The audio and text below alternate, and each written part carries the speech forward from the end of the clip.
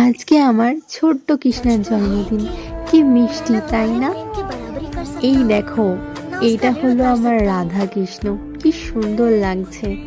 রাধা কৃষ্ণর প্রেমের মতো এত মধুর প্রেম আমি কোথাও দেখিনি। আজকে যেহেতু সোমবার, বাবাকে আমি স্নান করিয়ে তারপর বাবার মাথায় চন্দন পরিয়ে দেব 3 বার। আর মনে মনে বলবো নমঃ শিবায় ওম নমঃ শিবায় ওম নমঃ শিবায় বলে আমি বাবার মাথায় ওইরকম 3 বার টিপ পরিয়ে নিলাম। এদিকে বেলপাতার মধ্যে আমি চন্দন লাগিয়ে গঙ্গা জল ঢেলে বাবার মাথায় আমি জলটা ঢালবো আর মনের কিছু কথা বলবো।